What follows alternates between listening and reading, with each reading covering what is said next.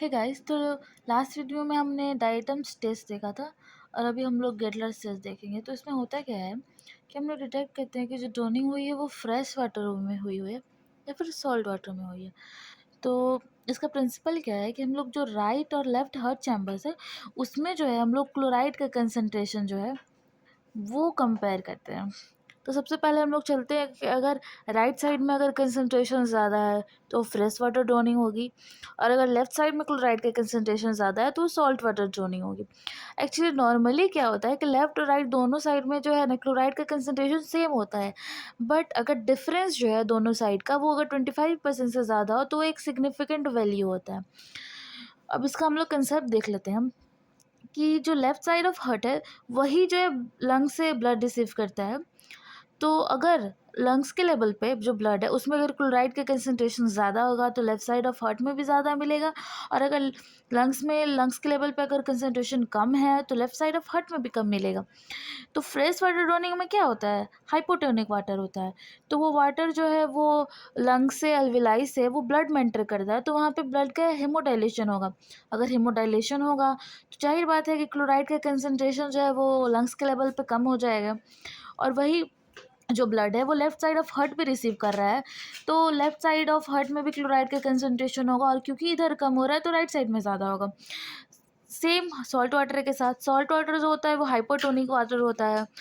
तो लंग्स के लेवल पे क्या होगा कि अल्विलाई से जो है मतलब अल्विलाई में पानी एंटर करेगा फ्रॉम द ब्लड। अब ब्लड से क्योंकि एंटर कर रहा है तो वहाँ पे क्या होगा, हीमो कंसंट्रेशन होगा। हीमो कंसंट्रेशन में क्या होगा कि जो वहाँ पे जो मतलब लंग्स के लेवल पे जो ब्लड वेसल्स है उसमें जो ब्लड है वहाँ पे कंसंट्रेशन ज़्यादा हो जाएगा, और क्योंकि वही वाला पार्ट जो है अपना लेफ्ट साइड ऑफ हार्ट भी रिसीव कर रहा है तो हार्ट में भी लेफ्ट क्लोराइड का कंसंट्रेशन ज़्यादा होगा। अब इसके लिए मैंने एक ट्रिक बनाई है जो आपको मतलब ईजिली रिमेंबर करने के लिए काफ़ी ईजी हो, ठीक है। तो अगर फ्रेश वाटर ड्रोनिंग है तो उसमें आर आ रहा है तो उसमें राइट साइड में ज़्यादा होगा, और सॉल्ट वाटर ड्रोनिंग है तो उसमें एल आ रहा है तो उसमें लेफ्ट साइड में कंसंट्रेशन ज़्यादा होगा। अब चलते हैं हम लोग इस टेस्ट का डिसएडवांटेज, मतलब उसको कहाँ कहाँ यूज़ नहीं कर सकते हैं। तो ड्राई ड्रॉनिंग के केस में, यानी कि अगर वाटर लंग्स में एंटर ही नहीं किया है उस केस में हम इस टेस्ट का मतलब इस टेस्ट का कोई यूज़ नहीं होगा उस केस में।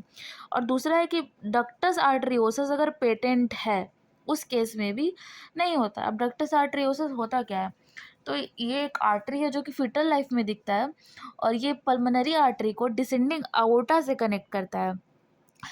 तो होता क्या है, कभी कभी क्या मतलब नॉर्मली क्या होता है कि बर्थ के बाद ये चेंज हो जाता है लिगामेंटम आर्टरियोसम में, लेकिन कभी कभी क्या होता है वो मतलब वो जो लिगामेंट है वो फॉर्मेशन ही नहीं होता, वो डक्ट एज इट इज़ रह जाता है, और उसको उस मतलब सिचुएशन को हम लोग पेटेंट डक्टस आर्टरियोसिस कहेंगे।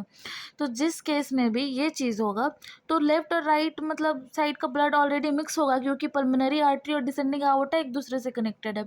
तो ब्लड मिक्स होने की वजह से क्लोराइड का जो कंसंट्रेशन वैसा कुछ डिफरेंस मिलेगा नहीं, तो इस केस में भी हम इस टेस्ट को यूज़ नहीं कर सकते हैं। So this is all about Gettler's test. We will discuss different topics from the drowning in the next video. Thank you.